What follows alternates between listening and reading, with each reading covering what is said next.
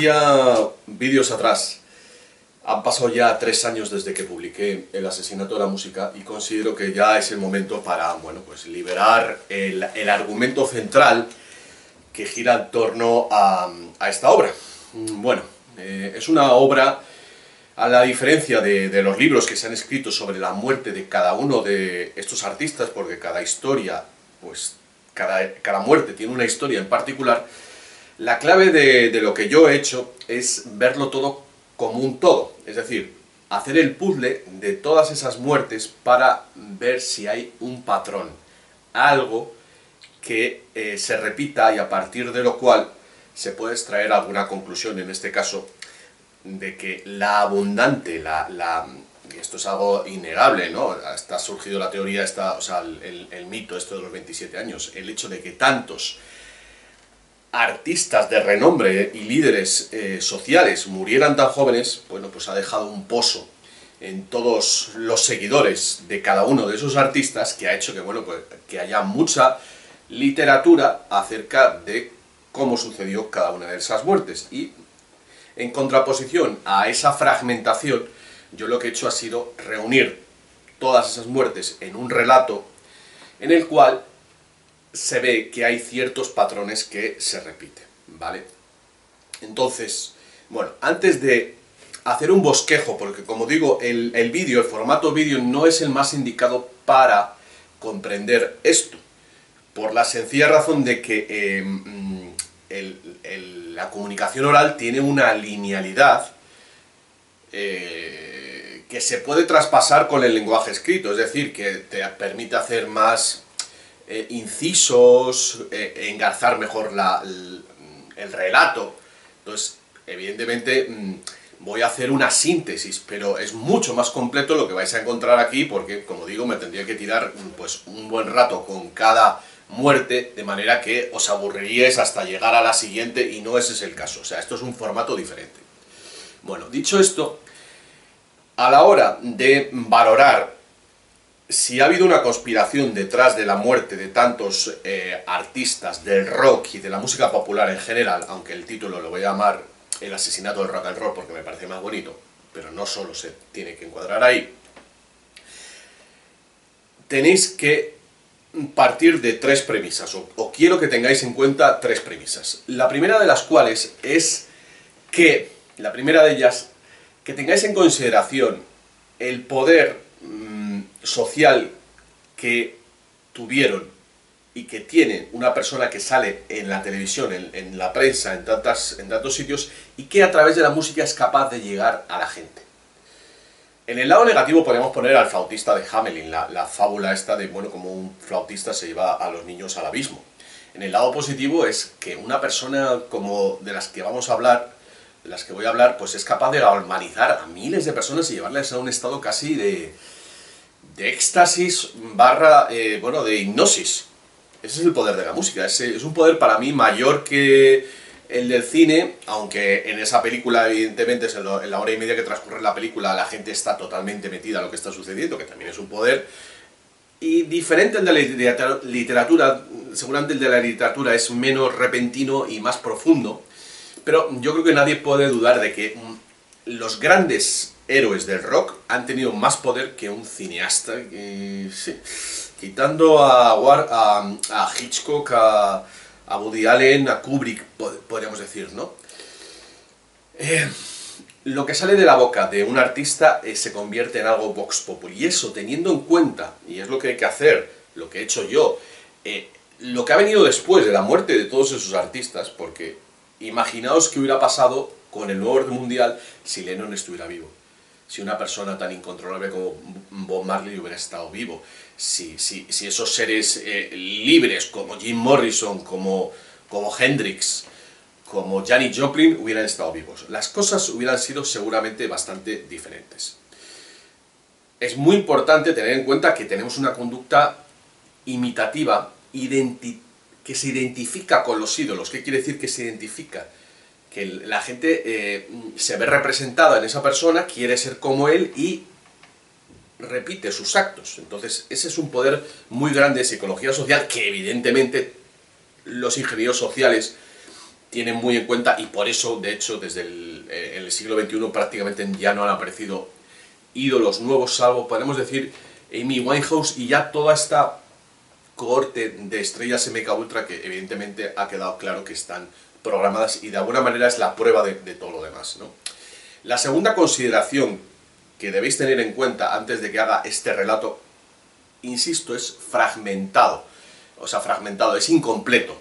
Hay muchos más datos de los que voy a dar y seguramente en los comentarios lo vais a decir vosotros mismos, porque seguramente aparecerá pues algún seguidor de tal artista que puede dar determinado dato, ¿vale?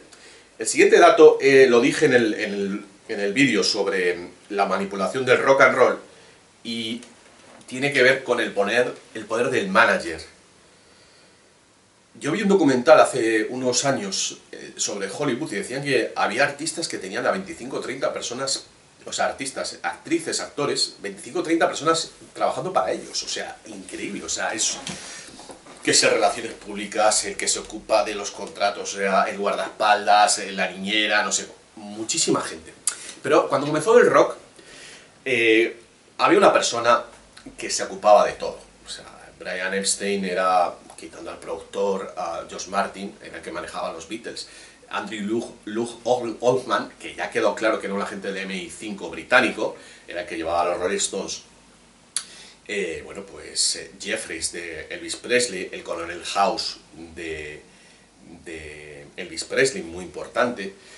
El manager, la mejor traducción de la palabra manager sería el manejador, es el controlador, es el organizador, le lleva todos los asuntos y uno de ellos fundamental que ha quedado claro en el documental Danny Says sobre Danny Feinberg, que llevó, bueno, fue el manager de casi todos los artistas que se movían alrededor de Andy Warhol, es que el manager le consigue las drogas. El manager es el dealer, ¿vale? Esto es muy importante. Esto ha quedado claro con Jeffries, que le pasaba los trippies a Jimi Hendrix y, bueno, pues con todo esto de, bueno, de la aparición del LSD, el documental The Sunshine Makers, los creadores de ese trippy, pues está claro que muchos artistas del rock también, como por ejemplo John Phillips de los Mamas and the Papas, estaban en esta movida de el camelleo, ¿no? O sea, a su vez el manager pues tiene alguien que le sirve, ¿no? Pero están en esta historia de la droga y el tercer argumento que quiero decir antes de comenzar, propiamente dicho, el vídeo, es que a un drogadicto se le puede envenenar muy fácilmente. Esto es algo obvio, pero yo creo que nadie se ha atrevido a decirlo tan claramente. Evidentemente, una persona que se está metiendo por la vena algo que no sabe lo que es, que le están dando algo como si fuera heroína, se le puede meter cualquier cosa y dejarle ahí. Con lo mismo con las pastillas o los trippies. Hoy día pues hay gente que se dedica a las raves a hacer test para decirle lo que se va a meter la gente, pero en aquella época no había. Eso ha de quedar muy claro. Cargarse, asesinar a un drogadicto, en este caso un artista importante, es facilísimo. Simplemente le das la droga adulterada con un veneno y ya finito. Si luego, como en la mayor parte de los casos, no se hace la autopsia correctamente, bueno, pues ya muerte, sobredosis, y se acabó, ¿vale? Bueno, pues ahora, después de estas apreciaciones, comenzamos.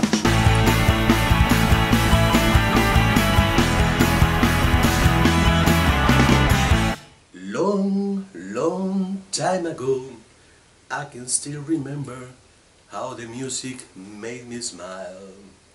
Así comienza este temazo de Don McLean, al que he dedicado 20 páginas del libro y que en realidad resume en 7 minutos lo que os voy a contar ahora en 20, que es ese cuento, porque la canción empieza como un cuento, hace mucho tiempo, y te va a contar pues la historia del rock and roll, de cómo al principio era inocente.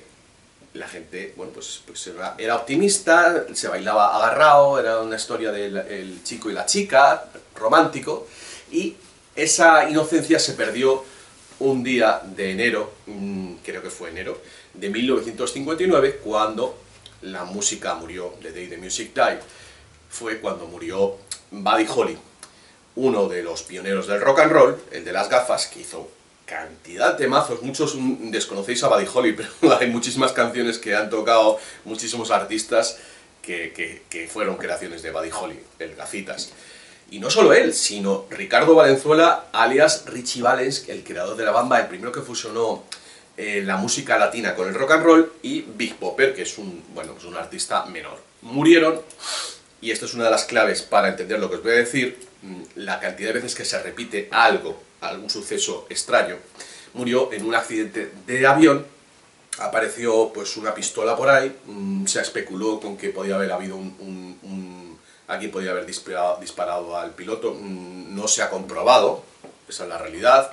Lo que sí ha sucedido es que hace 3 años se dijo que se iba a reabrir la investigación por la muerte de Buddy Holly porque, al parecer, un piloto había comprobado que le faltaba algo o sea, una pieza del avión, y eso podría haber originado que en esa noche de tormenta difícil, bueno, pues el piloto no hubiera podido controlar la aeronave y cayera. Bueno, pues tenemos esta historia de un vuelo imprevisto porque hacía frío y de repente contrataron este vuelo, algo que se va a suceder, que se va a repetir, perdón, con la muerte de Duane Allman, de los Allman Brothers, y también de otro grupo de rock sureño, los Lynyrd Skynyrd. Lo de Duane Allman ocurre en 1971, cuando solo contaba 25 años y era el guitarrista del momento, y los Lynyrd Skynyrd, que eran sus primos sureños, del año 1977. ¿Qué tienen en común estas dos muertes? Pues que ambos son líderes del llamado rock sureño, de la parte, digamos, conservadora, dejando al margen a la Creedence Clearwater Revival, que ya se habían separado, y que habían apoyado ambos a Jimmy Carter, los Allman Brothers, en la campaña para ser presidente del estado de Georgia, si mal no recuerdo, y los otros en la campaña para ser presidente de los Estados Unidos. En aquel momento los Allman Brothers y Lynyrd Skynyrd, en cada uno de sus momentos, eran lo máximo en el rock sureño. Esto mismo se repite con Bob Marley. Bob Marley había entrado en política un poco para apaciguar los ánimos en Jamaica, donde estaba habiendo muchas peleas a tiros entre los partidarios de los dos partidos políticos, uno nacionalista y otro más de izquierdas, en fin, ahora mismo no me acuerdo, bueno, siempre es la derecha y la izquierda, pero bueno, el caso es que Bob Marley estaba tratando de apaciguar los ánimos, y a los pocos días cuando iba a hacer un concierto pues para subir al escenario a los dos candidatos y que se diera la mano, entraron en su casa y le dispararon, hiriéndole gravemente, y a consecuencia de ello se tuvo que ir a Londres un tiempo exiliado. Luego vendría lo que le sucedería después, que luego lo voy a retomar, pero bueno, se trata de que vayáis viendo las conexiones y las cosas que se van repitiendo. Después de la muerte de Buddy Holly en 1959, las siguientes muertes extrañas, que al ser negros parece que están como más separadas, porque se ha hablado de los artistas blancos, ¿no? Pero también eran muy jóvenes. Sam Cooke, cuando murió en 1964, y Otis Redding, cuando murió en 1965, y ambos eran lo máximo en aquel momento, quitando a Ray Charles, podríamos decir, en el mundo del soul. Sam Cooke había traído la música gospel y los spirituals, y lo había mezclado con el soul, este soul más pop, era un crack en aquella época. Y muere, y esta es otra característica que se repite, después de hacer su mejor canción. Él dice que se había sentido influido por el Blowing in the Wind y lo que estaba pasando en Estados Unidos, este movimiento por los derechos civiles de 1963. Sam Cooke en aquel momento acompaña a Martin Luther King, es un héroe político, ojo, es un héroe político, está haciendo que despierten los negros, y en un prostíbulo una prostituta le pega un tiro, supuestamente porque no le quería pagar. Que no le quería pagar a un hombre que era millonario como Sam Cooke. En fin, la prostituta salió indemne del juicio y se alegó defensa propia, y bueno, pues ahí cayó Sam Cooke, 1964. Al año siguiente el que era un poco su sucesor, Otis Redding, que digamos que fusionó todavía más el mundo del soul con el rock. Estamos hablando de 1965, un poco antes de que empiece, que estalle toda la movida hippie, y le vuelve a pasar lo mismo con otro accidente de avión. Después, o sea, justo en el momento en el que va a publicar su mejor canción, que es el Sentado en el borde de la bahía. No llegó a verla publicada y, bueno, sucedió algo que también se repite en otras ocasiones, que es una batalla por los derechos de sus canciones y, curiosamente, su mujer se acaba casando con Bobby Womack, que era otro cantante de soul y muy importante productor. Y ahí, en lo que yo he leído, hay unos cambios sobre quién se hace con los derechos de autor, de los royalties de esas canciones, que como os podéis imaginar, pues es un dineral. Bueno, ya tenemos a dos artistas negros, porque la lista de artistas negros que han muerto muy pronto, a mucha gente se lo olvida, pero ha sido tremendo, o sea, les han hurtado a sus líderes. Y ya entramos en el mundo del rock, lo que se llama el rock, a diferencia del rock and roll, ¿no? El mundo hippie, ¿no? En donde, bueno, pues esta secuencia que ya he explicado en otras ocasiones, en cuestión de 7-8 meses, 1969-1970, mueren 4 de los grandes.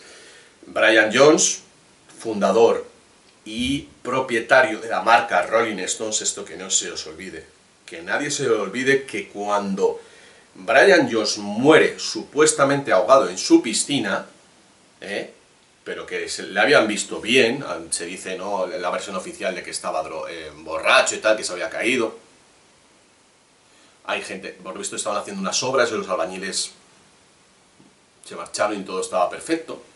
Pero en aquel momento es muy importante que tengáis en cuenta que ambos, bueno, Mick Jagger y Keith Richards, estaban discutiendo, mejor dicho, con Brian Jones sobre recuperar, bueno, pues la marca Rolling Stones. Y la pregunta que yo siempre me hago, y que me he hecho aquí, y por eso he investigado, es, joder, ¿qué hubiera sido los Rolling Stones si no hubieran tenido la marca Rolling Stones? Si se le hubiera quedado a Brian Jones y hubiera dicho que nanay, cuando le echan del grupo, después de lo que conté el otro día, esta historia a través de la bruja Anita Pallenberg, que, bueno, causó ese cisma entre Brian Jones y Keith Richards.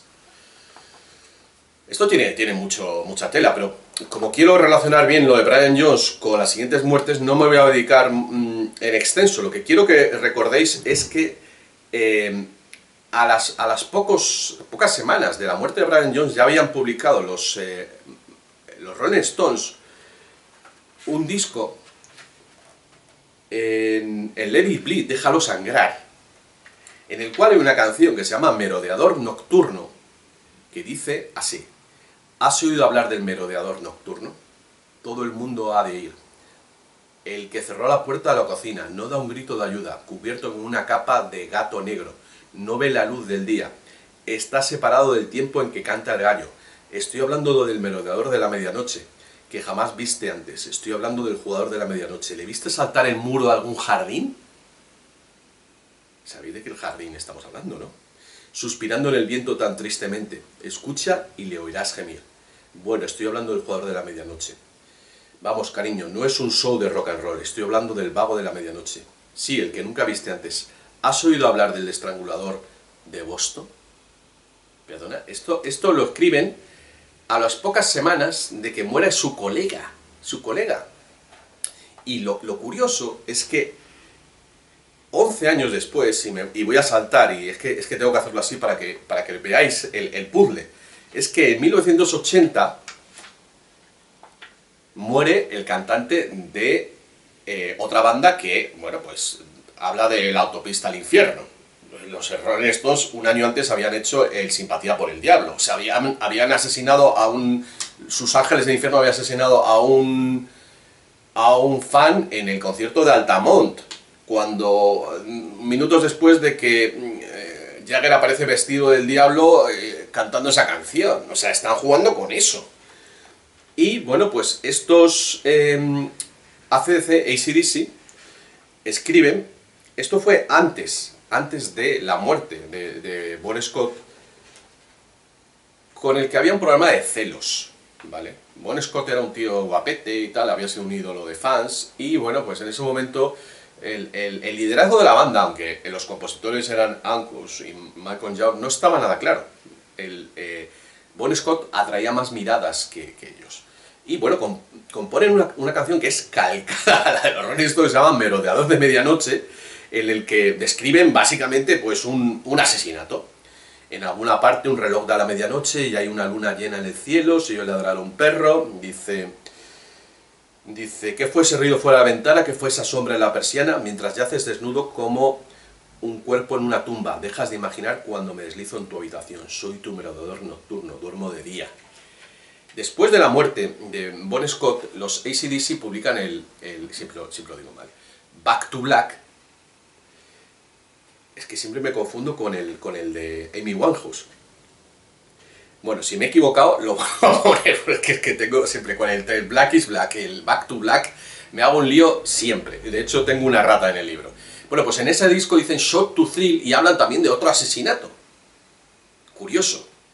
Bueno, luego volveremos sobre Bon Scott, porque es que todo se interrelaciona. Después de la muerte de Brian Jones, su colega Jimi Hendrix, que era su mejor amigo dentro del mundo del rock and roll, después de bueno, que también había estado metido en tema satánico, le gustaba ese rollo, hay que decirlo así, se estaba comiendo muchos tripis, por lo visto era el que mejor los aguantaba, pero en ese verano del 69 pues tuvo varias recaídas en diferentes conciertos y empezó a hablar pues de que estaba mal y no sé qué. Y bueno, pues un día en Londres, una noche en Londres, que había salido de marcha con Eric Clapton, ¿vale? Y esto de que el último guitarrista que vea a uno de los mejores guitarristas vivo, que es Eric Clapton, se repite otras 2 veces más. Sé que es complicado, pues lo vais a ver mejor en el libro, pero Eric Clapton fue la última persona que vio una de las últimas personas que vio tanto a Jimi Hendrix, que era su competidor en aquel momento, como a Stevie Ray Vaughan, que era su competidor en el momento. Entonces la muerte de Jimi Hendrix se reabrió en el año 1996, si no mal no recuerdo, porque el testimonio de Mónica Danneman, que era su novia, con la que durmió aquella noche y que se levantó a echarse un cigarro y cuando volvió estaba ahogado en su propio vómito, y en las investigaciones que yo he leído, bueno, pues la manera en la que había entrado el alcohol en sus pulmones hasta dejarle ahogado, solo podría haber sido a través de un embudo, que le hubiera metido un embudo. Y esto es la misma forma en la que muere Bon Scott, y probablemente, porque este tema todavía no estaba bien aclarado, Amy Winehouse, ¿vale? Se repite otra vez la historia. Bueno, Jimi Hendrix, algo parecido a Sam Cooke y a Bob Marley. Se había metido en política, se estaba convirtiendo en un líder político. Y en aquel momento, volvemos a lo mismo, Jimi Hendrix era casi Dios en el mundo del rock. Era un personaje peligroso para el establishment. Bueno, Jimi Hendrix, amigo de Brian Jones, Janis Joplin, amiga de Jimi Hendrix, que un mes después, cuando se disponía a hacer una rueda de prensa sobre la muerte de Jimi Hendrix, ¿vale?, muere después de haber ido al estudio a cantar, a grabar una canción que se llama Buried Alive in the Blues. Es un blues de Peter Butterfield, que significa enterrada viva en el blues, ¿vale? Dice así la canción: domingo por la mañana todo el mundo está en la cama, estoy en la calle hablando por fuera de mi cabeza. MK Ultra. Este viejo muro de ladrillo que no me deja escuchar una palabra que dije. Estoy enterrada viva en la tristeza. Supliqué clemencia. Supliqué clemencia. Oré a la lluvia. No debí ser la que aceptara la culpa. Alguien aquí está tratando de contaminar mi mente. Bueno, pues nuevamente otra nueva sobredosis de heroína ocurrida bajo los efectos del alcohol. Bueno, pues ya lo he comentado antes, lo fácil que es eliminar a un drogadicto. Y bueno, pues era tal el miedo dentro de las artistas del rock en aquel momento, claro, porque es que eran todos amigos y de repente se mueren tres, y de los más importantes, que Jim Morrison dejó las drogas y se marchó a Francia. Se marchó en el verano a Francia. Sabéis que, los que hayáis leído Cómo nos robaron la salud, el dinero y el amor, que Jimi Hendrix era hijo del almirante Morrison, nada menos. Era un pez gordo, que fue el almirante que propició el ataque de bandera falsa de la bahía de Tonkin, que da inicio a la guerra de Vietnam y que le proporcionó pues, precisamente el cargo de almirante, ¿vale? Bueno, pues se va a París y otra vez, bueno, otra vez no, esta es la primera que se muere en la bañera, ahogado, pues supuestamente por los efectos del alcohol y las drogas, cosa que sucedería con Whitney Houston ya en el siglo XXI, no me acuerdo ya qué año fue, 2014, 2015, por ahí. Que sucedería, a ver, he dicho, Whitney Houston iba a hacer había vuelto también de las drogas y tal, estaba aparentemente mejor, iba a cantar en un hotel, y bueno, el día antes se había quedado su hija en la bañera a punto de estar ahogada. Y lo que le había pasado a la hija le sucede a la madre el día después, y después de que muere Whitney Houston, a la hija le vuelve a pasar lo mismo. Y mantuvieron el cadáver durante 48 horas. Cliff Davis, que es un satánico, su manager y un jefazo de la industria, lo mantuvieron muerta, sin decir nada, para que no le fastidiara la fiesta. Bueno, Jim Morrison, uno más, que también había hecho algunas declaraciones, era una persona lista y bueno, pues un potencial líder. ¿Qué ocurrió? Bueno, pues que en esos 2 años toda esa generación quedó huérfana de todos sus ídolos, ¿vale? Como digo, en el año 71, Duane Allman, que para el que no lo conozcáis era un guitarrista fabuloso, era el gran guitarrista del rock sureño, que había tocado con mucha gente, y bueno, en ese momento era la inspiración tanto de Keith Richards como de Eric Clapton, porque hay que decir que Eric Clapton es un copión, se copió el Laila de Eric Clapton, el Laila, que el punteo es de Duane Allman, por cierto, que se fue a grabar, como ha hecho también Keith Richards, se van pues al lugar donde está sucediendo las cosas, y bueno, pues se quedan con ideas, ¿no? Igual que Keith Richards y Mick Jagger se fueron a conocer a Bob Marley. ¿Por qué? Lo dice Keith Richards en un documental, pues para tomar ideas, porque en ese momento el reggae es lo que está funcionando, ¿no? Y bueno, entramos ya en el country rock, y bueno, en el año 73 muere, y esta es una historia larga, la voy a resumir porque es muy compleja. Graham Parsons, para que no lo conozcáis, venía de los Bears y es el líder de Flying Burrito Brothers, que es un grupo fundamental para entender la historia del country rock, ¿vale? Otro talento, me parece que tenía también 27 años, mucho menos conocido, pero muy talentoso. Tan talentoso que Phil Kaufman, que era había sido manager de los Rolling Stones, pues se hizo con sus derechos, y también, bueno, pues barbitúricos, heroína. Phil Kaufman, judío por supuesto, era el que le conseguía la droga, y bueno, estando con su novia y con un amigo y su novia, pasando un fin de semana en Joshua Tree, en un parque natural, bueno, pues se lo encuentran una mañana muerto, ¿vale? Supuestamente por drogas, y la historia es tan rocambolesca lo que pasa con el cadáver, que hay una película hasta de ello, que se llama Grand Theft Parsons o algo así, sobre el robo del cadáver, porque el Phil Kaufman se lo intenta llevar en el avión, y le pillan, y lo que ocurre es que, bueno, pues dependiendo de dónde es enterrado, los derechos de sus canciones irían a parar al padrastro o a otra parte de la familia donde Phil Kaufman puede pillar cacho, ¿vale? Ahí hay una historia de que Phil Kaufman, o sea, de que Graham Parsons quería que fuera incinerado, bueno, hay un follón tremendo, pero que, insisto, tiene el foco fundamental en este Phil Kaufman y en los derechos de autor de las canciones, ¿vale? Bueno, llegamos al año 77, a la muerte de Elvis Presley, que bueno, todo el mundo ha dicho que, no, que estaba fatal con el alcohol, con las drogas, y bueno, yo me puse a buscar los últimos conciertos de Elvis y le vi gordito, pero bueno, pero en forma, no, para nada como nos habían contado. Y empecé a ver qué había hecho Elvis en los últimos tiempos, antes de, claro, porque luego cuando se va allá a Las Vegas y tal, bueno, ya ha llegado el rock, que son sus hijos, ¿no? Y él ha pasado un poco a segundo plano, aunque está estupendo en esos conciertos ya en plan más crooner, ¿no? Con esas canciones tan ampulosas del Always on My Mind, Suspicious Mind, yo qué sé, toda esa época de los 70 tan maravillosa que a mí me gusta más que la otra.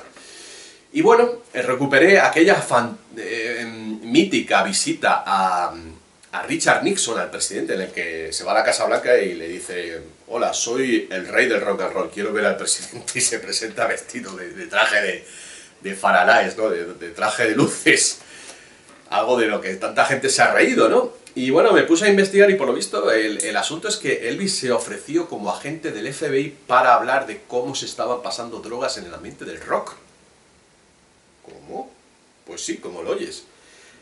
Eso fue lo que intentó hacer Elvis. Elvis se sentía muy culpable, porque él, digamos que todos estos rockeros, los Beatles, los Rolling Stones, todos estos que he nombrado, y muchos de los cuales habían muerto, pues eran como sus hijos, ¿no? Y el hecho de que él, pues, hubiera promocionado un poco ese tipo de vida así alocada, pues a él, su hijo, que era el rock and roll, porque él lo consideraba su hijo, pues él se sentía en deuda y quería, bueno, parar un poco todo lo que vino después, ¿no? Con la heroína. Imaginaos que Elvis está dentro de todo ese ambiente, claro, conoce a todo el mundo y le estarán contando pues las cosas que estaban sucediendo, el satanismo, todas estas cosas, y él, como buen patriota que era, se presenta ante Richard Nixon y le dice que le quiere ayudar para explicarle lo que está sucediendo.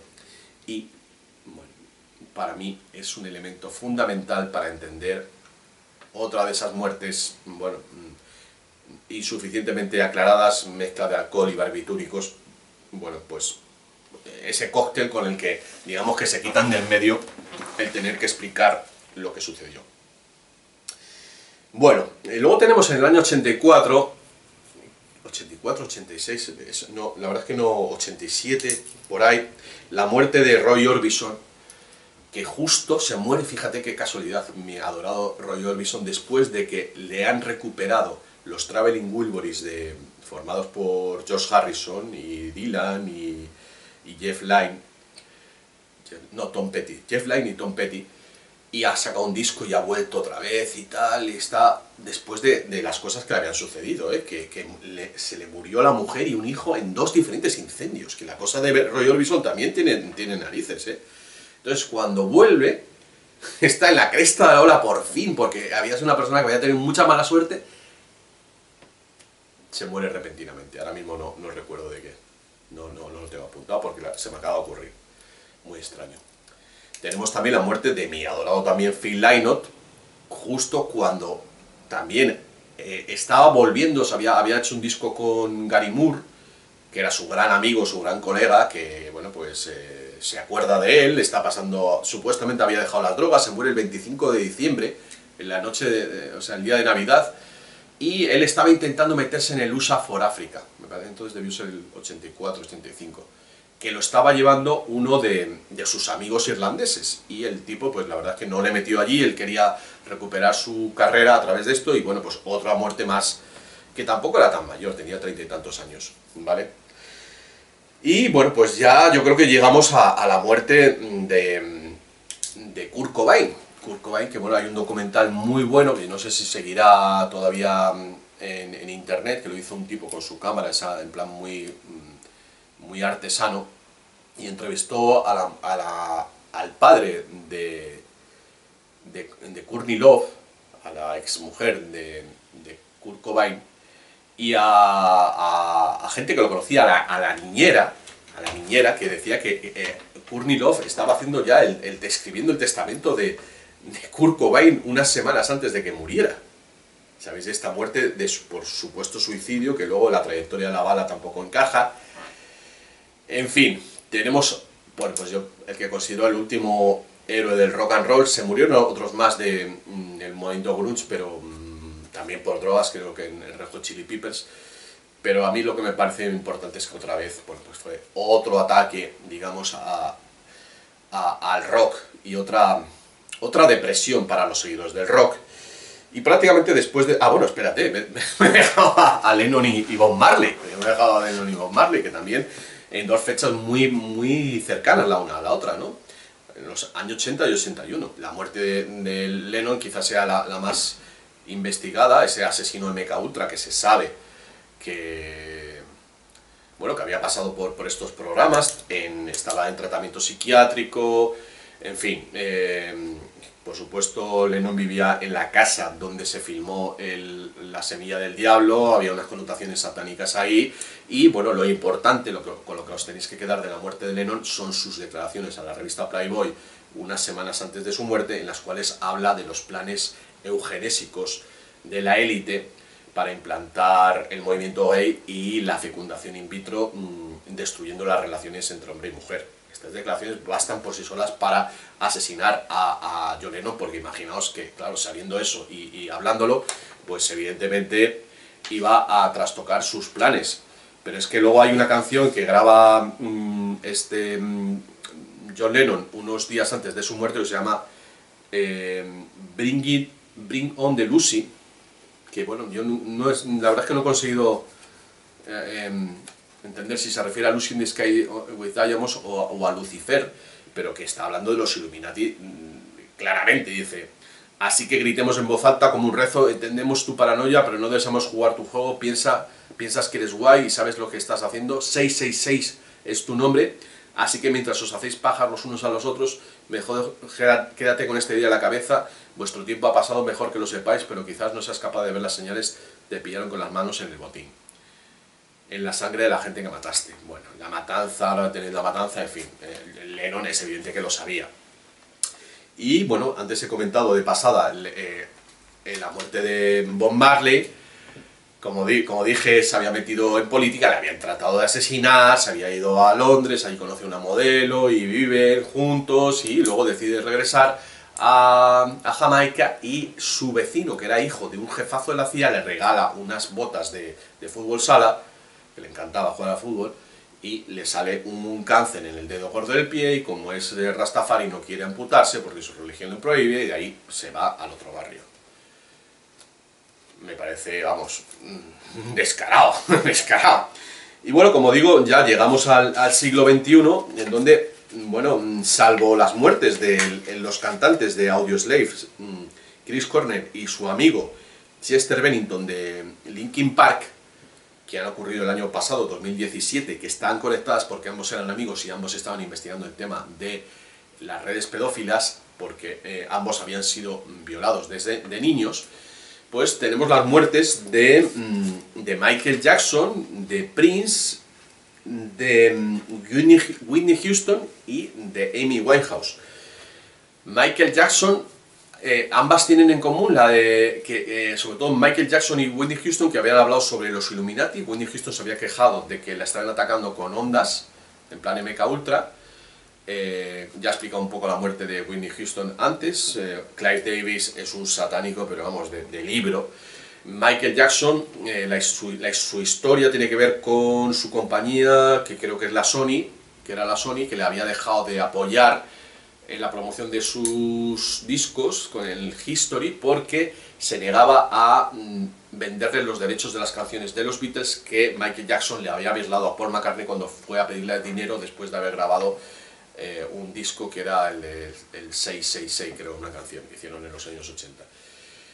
Michael Jackson había esperado durante todos estos años en silencio para conseguir liberarse del contrato de su compañía, y decía que bueno, pues iba a contarlo todo, y iba a contar en ese momento, en esa gira, el tema de la fase de la gripe A, y sabían, por cierto, muy importante, lo dice en la canción, ¿cómo se llama?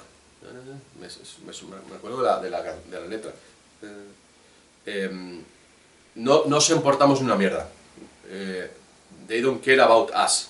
en donde habla de las muertes de los raperos de los años 90, que es también muy importante. Otra vez se fijan en los negros, hay una lista así de larga de todos los raperos que murieron jóvenes, supuestamente entre bandas, pero Michael Jackson, que por cierto, muy importante porque todos hablaban de cómo la CIA había infiltrado el crack dentro de los barrios de los negros norteamericanos. Bueno, Michael Jackson está hablando de eso, él sabía también lo que estaba sucediendo, evidentemente llevaba ahí desde pequeño, que también pues había sufrido MKUltra, el padre, bueno, pues le torturaba, en fin. Por eso se hizo amigo de Diana Ross y Elizabeth Taylor.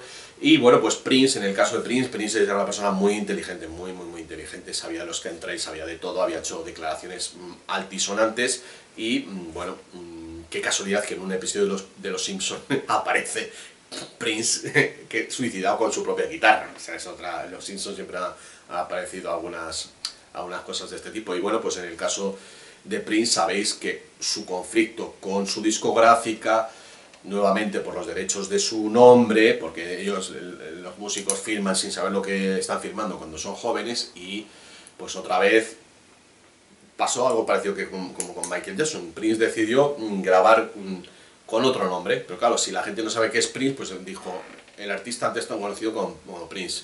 Le dijeron que no y luego se presentó como el símbolo, por eso hizo todos esos cambios de nombre que nadie te explicaba, ¿no? en los años 90.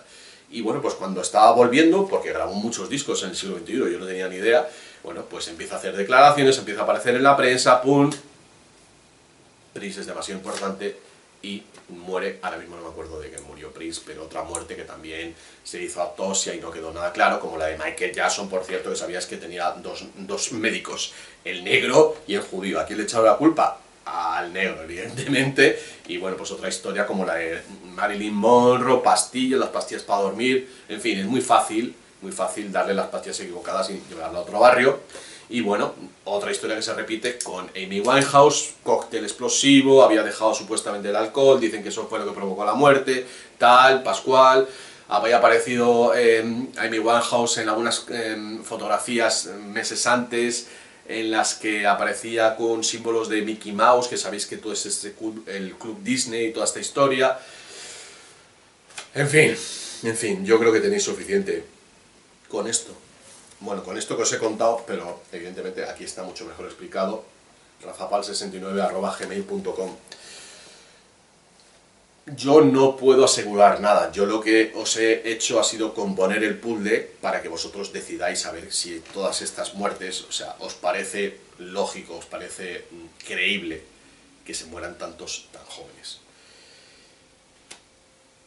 También me parece interesante que lo sepáis por si acaso siguen habiéndolas, porque ya es como poner una venda antes de la herida, pues, es evitar que vuelvan a contarnos algo, aunque bueno, ya es que quedan tan pocos vivos de los buenos que prácticamente solo quedan los satánicos.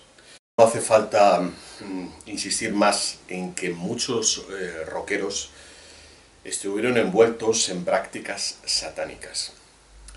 Lo que creo que no se dan cuenta mucha de la gente, de los fans de estos rockeros, es en qué consiste ser un satánico. Se creen que es hacer los cuernos estos del dios Pan y el simbolito de la estrella de 5 puntas. Vamos, se cree que es un jueguecito, ¿no? Bueno, os he contado unas cuantas cosas que han sucedido en el ámbito del rock and roll y os tengo que decir que cuando uno se hace satánico, quiere decir que el diablo en algún momento, ese diablo que te ha otorgado todo, la fama, las chicas, todo el poder, el diablo un día va a venir a pedirte cuentas, a pedirte que pagues aquello que te ha concedido. ¿De qué pago estamos hablando? Bueno, en el ambiente satánico te pueden llegar a pedir que asesines a tu mejor amigo o que ofrezcas en sacrificio ritual a tu propio hijo. Estas son cosas que hemos aprendido de toda esta investigación sobre los Illuminati y evidentemente también toca al ámbito de los rockeros que han estado dentro de todo ese ambiente. Me gustaría que reflexionarais sobre esto que os digo a la luz de todo lo que os he contado antes y que, por ejemplo, y esto es algo que me duele en el alma decirlo, penséis en la persona de Eric Clapton, que, bueno, como sabéis, erigió un museo en el lugar donde su ídolo, el bluesman Robert Johnson, vendió su alma al diablo y supuestamente conquistó esos grandes poderes para tocar la guitarra. Sí, ese fue el museo donde Britney Spears, a salida del cual tuvo uno de sus momentos de locura. Mirando, buscando por internet. Britney Spears, Museo de Robert Johnson. Ese museo lo erigió Eric Clapton. A Eric Clapton se le murió su hijo de 4 años cuando saltó desde el rascacielos en el que vivía, que no sé qué piso era, pero muy grande. Es una muerte brutal. A consecuencia de lo cual hizo una bellísima canción llamada Tears in Heaven. Fantástica. En la letra de esa canción, Eric Clapton, que como muchos sabréis, pues ha pasado por la droga y después por el alcoholismo intentando olvidarse de esto o de algo que hizo anteriormente, dice cosas como: detrás de la puerta hay paz, estoy seguro, y sé que no habrá más lágrimas en el cielo. ¿Sabrías mi nombre refiriéndose a su hijo si te veo en el cielo? ¿Sería lo mismo si te veo en el cielo? Debo ser fuerte y continuar, porque sé que yo no correspondo al cielo.